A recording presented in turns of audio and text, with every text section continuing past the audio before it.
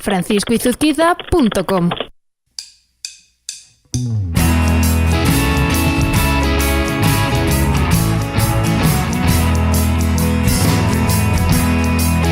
Fernando Díaz Villanueva, con el que voy a hablar a continuación, es muchas cosas y me voy a dejar muchas fuera, así que voy directamente a lo que me interesa. Le podéis escuchar en La Contrahistoria, le podéis escuchar en La Contracrónica y le podéis seguir en La Contratelevisión. Yo voy a empezar directamente con la primera pregunta, sin saludar ni nada, saco, porque este es el tema del que quiero hablar con él. Fernando, tú eres podcaster, ¿no? No propiamente. No. Vale. A ver, soy podcaster porque utilizo el sistema de distribución de podcast. Sí. Pero yo soy podcaster, pero también lo es Carlos Herrera. Bueno, vamos a ver. Claro. Es una comparación un poco rara, perdona que te lo diga. No, pero es así. El podcast es un sistema de distribución. Sí. Nada más. Que permite, a través de RSS, que una serie de dispositivos puedan descargarse archivos de audio. Ajá. Nada más, a la demanda. Está muy bien, aquello fue revolucionario en su momento y empezó a utilizarse especialmente por gente que podía hacer un programa de radio en casa, es decir, de manera un poco aficionada y tal. En España nunca ha terminado de arrancar mucho y los podcasts los utilizaban las grandes emisoras, que su programación la colgaban en internet, en sus páginas web para que la gente la descargase. Y nada más, el resto es un programa de radio. Bien. No hay ninguna diferencia. Esto, de hecho, que es un podcast o un programa de radio. Pues ahí voy yo. Bueno, esto es un experimento que yo voy haciendo para hablar sobre podcasting con gente del entorno, y tú eres uno de ellos. A mi entender, que como vemos está bastante claro que no es el mismo que el tuyo. Todo esto viene, te voy a contar, porque a raíz de la entrevista que publiqué el otro día con Juan Ignacio Solera de iVox, etiqueté a Fernando Díaz Villanueva pensando que le podía interesar, y su respuesta fue: yo no hago podcast, hago programas de radio. De hecho, la palabra podcast procuro no usarla nunca. Bien. Tienes razón en lo que dices en cuanto a que el podcast nace como un sistema técnico a través de un RSS para distribuir una serie de audios y que los ordenadores o los iPods sepan que todo va encadenado, ¿no? Que todo pertenece a una misma serie de programas. Pero se me ocurre una analogía que siempre uso, Fernando, y es YouTube. Es decir, YouTube es vamos a llamarlo, un medio de comunicación donde la gente cuelga vídeos. Pero nadie dice que hace televisión en YouTube. De hecho, hacen vídeos para YouTube, son youtubers y todo el mundo lo entiende. YouTube es un tipo de televisión, simplemente, es un tipo de televisión. Un tipo de televisión, por cierto, con mucho éxito para un grupo de edad que va de los 5 a los 15 años. Sí, pero está empezando a estar bien financiado, por lo tanto la calidad aumenta. Claro. Pero es televisión. Vale. Aquí discrepo, y de esto va a ir toda la charla, de discrepar él y yo, pero discrepar amablemente. Creo que, aunque sí que es cierto que todo nace como un medio de distribución, bien sea YouTube, bien sea el podcast, al final, lo que distingue una cosa de otra, YouTube de la tele, los podcasts de la radio, o cualquier otra cosa donde haya un micrófono o una cámara por medio, es el lenguaje que se crea. Es decir, tú en tu contracrónica o en tu contrahistoria tienes un lenguaje de podcaster, porque quizá en una emisora de radio te cambiarían el lenguaje que utilizas. Bueno, tengo una serie de ventajas y es que lo hago en mi casa. Ajá. Yo procuro entregar un producto muy profesional, con calidad de audio máxima. Yo, de hecho, antes de empezar, lo primero que me planteé fue: si esto no suena con una radio, no lo hago. Simplemente. Y sin embargo lo haces en un podcast. Bueno, utilizo el podcasting, pero vamos, que para que tengas una idea, hace no mucho me pidió un tío de Venezuela, de una radio, de la ciudad de Valencia, en Venezuela, que si podía mi programa darlo en su emisora. Sí. Y le dije: sí, claro, adelante, sin problemas. No, es que usted habla por la... Y supongo que lo hará. Luego, en Venezuela, ¿que es un programa de radio o un podcast? Sí, pero sin embargo, estamos cansados de ver ejemplos, sobre todo con lo que he dicho de YouTube y la televisión, de youtubers que se van a la tele y no funcionan. Porque hay una serie de diferencias, ¿no? Los youtubers suelen tener los vídeos súper editados, al milímetro, el discurso ellos van grabando, evidentemente hablamos, nos paramos, dudamos. Ellos no, ellos con la edición consiguen que todo lo que dicen sea absolutamente mecánico y seguido, y en la televisión eso no puede ser y no funciona. Tu podcast entiendo que funciona mejor como podcast en cuanto a la temporalidad, que yo lo puedo escuchar cuando quiera, Claro. que en la radio, donde no me digas tú cuándo y dónde lo tengo que escuchar, cuando lo puedo hacer cuando me dé la gana, ¿no? Entonces, Claro. quizá lo que quiero decir con esto, y no sé si estás de acuerdo conmigo, es que el medio de distribución ya se está convirtiendo en una forma de hacer esa comunicación audiovisual. ¿El medio de distribución? Sí, el nombre, Bueno, por lo menos. No lo sé, yo es que, a ver, yo dejé de utilizar la palabra, antes decía podcast, cuando me di cuenta de que no había ninguna diferencia entre un programa de radio y lo nuestro. Que realmente hacemos, y parece como que lo devaluamos, diciendo, no, el podcast es algo de aficionados, de un tipo que no sabe hacer radio, que lo hace con el micrófono del móvil y tal, no. Y en España hay un podcasting de altísimo nivel. Es lo primero que me di cuenta. Y de tipos, no voy a decir nombres, pero vamos, gente de un nivel altísimo. En todos los ámbitos, tanto por lo menos los que a mí me gustan, que son básicamente historia, política, economía y tal. Gente que hace muy buen material, que suena muy bien y que la única diferencia es que no están dados por grandes emisoras. Pero esto podría perfectamente estar en una emisora. De hecho, Carne Cruda, que es uno de los programas, pues yo creo que el podcast de temas políticos en España más importante, estuvo en una emisora de radio, estuvo en la SER y estuvo en Radio Nacional. Y al final ha terminado poniéndose por su cuenta, ¿no? Javier Gallego, que es el presentador, ha terminado haciéndolo, creo que lo hace en El Diario, una cosa así, sí. Una cosa muy bien hecha, muy profesional, muy bien trabajada, pero ¿qué es lo que hace Javier Gallego con Carne Cruda? Un programa de radio, como cuando estaba en la SER o estaba en Radio Nacional, o un podcast. Hace un programa de radio que se llama Carne Cruda, que tiene mucho éxito y una gran afición. Pues, lo mismo podemos decir de cualquier otro. Claro, que sea. Lo que pasa es que ahí sí que me viene una diferencia a la cabeza. Quizá el caso de Carne Cruda es diferente en el sentido en que, como tú dices, él ha adaptado la fórmula que traía ya de sus programas de radio a un formato en internet, ¿no?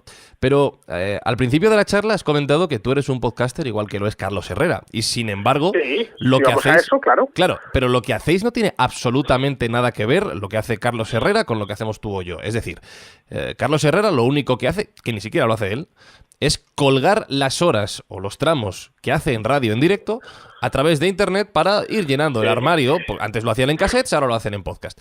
Y sin embargo, tú creas un contenido específico, pensado y estructurado para que el oyente te escuche en esa media hora cuando quiera y donde quiera. No es lo mismo. Claro, para consumirse a la demanda. Claro. Por lo tanto, ya tenemos una diferencia, ¿no? Bueno, sí, claro, evidentemente hay diferencias porque no lo damos en directo. Yo no doy la hora, no digo, son las... yo hago el programa de madrugada, porque es la hora que hay silencio, claro, yo no tengo un estudio. Le doy es la fecha, sí, porque el programa es diario. Hoy es 3 de febrero.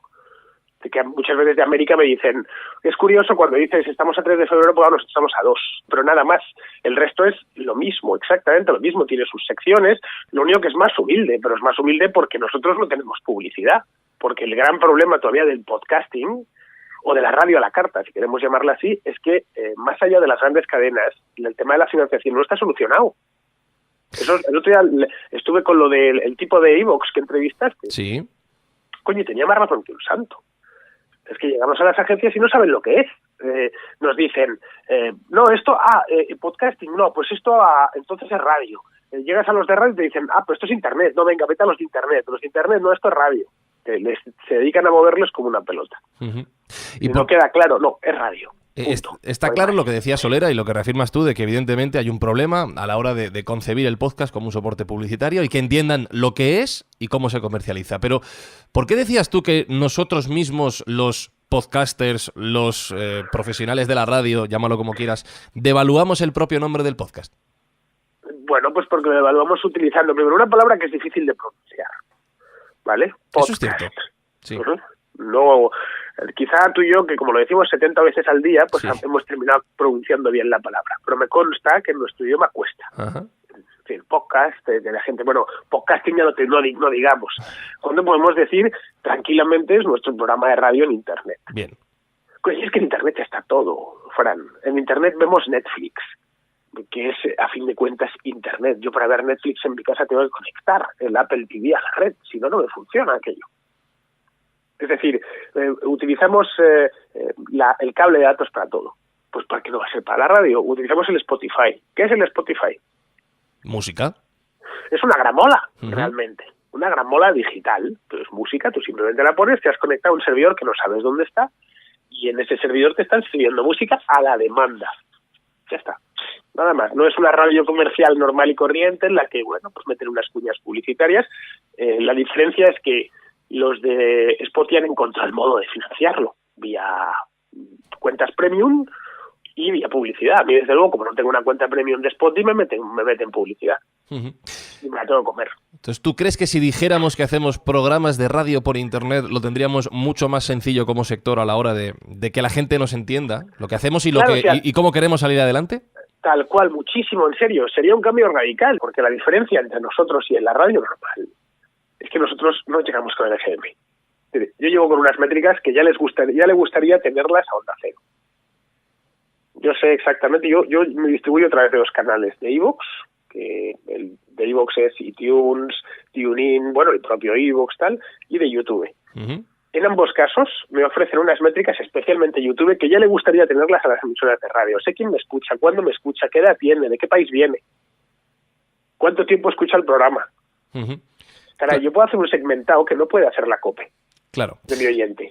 El problema también es que, aunque, mira, por volver tú mismo has mencionado YouTube, YouTube todo el mundo sí lo reconoce, evidentemente, como métrica, Sí, porque el medio se ha convertido, pues, como decía yo antes, en lenguaje audiovisual, pero se ha convertido también en una empresa de medición y que ellos mismos ¿cómo se dice la palabra? Se homologan, ¿no? Porque está Google detrás, eso lo he hablado alguna vez en mi blog, pero no sé si es por la palabra podcast, no sé si es porque todavía no hay el recorrido suficiente, pero no hay conciencia de sector en el mundo del podcasting, o no la ha habido hasta ahora, como para sentarnos todos y decir, señores, las métricas van a ser así, así, así y así, y esto es lo que vamos a llevar los anunciantes.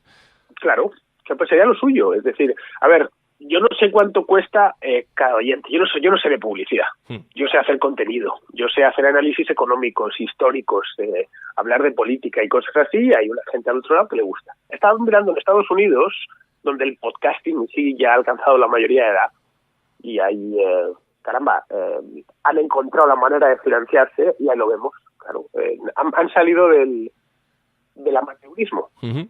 Estaba pensando una cosa, Villanueva. Si te digo que eres podcaster y ya te parece raro, si te digo que eres youtuber con la Contratelevisión, igual ya me tiras el mueble a la cabeza. Bueno, youtuber, es que yo no salgo, yo lo subí a YouTube porque por petición de los oyentes me decían, ¿por qué al principio no lo subí a YouTube? Empecé a subirlo a YouTube a los 2 meses de empezar con el programa. Pero ¿por qué no lo subes? Pero alguien lo va a ver en YouTube. Y efectivamente, 1/3 de la audiencia me llega por YouTube. Uh-huh. Hay gente que utiliza YouTube para todo. Eso sí, en YouTube tengo unas métricas que me dejan alucinado. Claro. Yo ahí veo exactamente, le hago un retrato robot al tío. Eso es lo que nos falta en el podcasting, en la radio online. Y ya la última, Fernando, tú eres tan radical, entre comillas, como Alex Grigelmo, que dice que en lugar de podcast, que se oye mucho esta palabra y que viene del inglés, deberíamos llamarlo simplemente audio. Bueno, es que audio es demasiado genérico, yo creo, ¿no? Sí. Claro, me parece a mí. Es demasiado. Audio es cualquier cosa que se oiga. Es una nota de audio que te mandan por WhatsApp, un audio. Un audio es...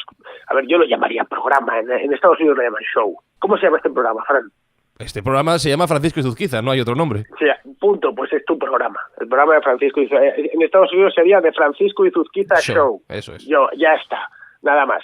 El mío empezó llamándose el podcast de FDV y a la vuelta de 3 días dije, ¿qué puñeta de podcast? Ahí empecé a darme cuenta. Estaba a tener un nombre en condiciones. Entonces, como yo en la Gaceta hace muchos años escribí una columna que se llamaba La Contracrónica, que estaba en la 3ª página, y se voy a recuperar eso, mira. Y lo llamé La Contracrónica. Y luego ya creé La Contrahistoria, pero en esencia programas. Programas que son perfectamente emitibles en una cadena de radio. ¿Tú te acuerdas de La Escóbula de la Brújula? Sí. Te acordarás, claro. Sí, claro. Ahí en Radio 4G estaba, bueno, ¿qué es La Escóbula? ¿Radio o podcast? Pues mira, ya que me preguntas esto, yo te voy a decir que creo que es un programa de radio que se ha dado cuenta de que en realidad es un podcast. Que se ha dado cuenta. Igual que tú te has dado cuenta de que te funciona el audio a través de YouTube. Otra cosa, el programa, por ejemplo, de Avellán, el que estaba yo trabajando antes, de La Jungla. Yo creo que tiene más oyentes de podcasting, a través de los móviles de la gente que se lo descarga, que en directo.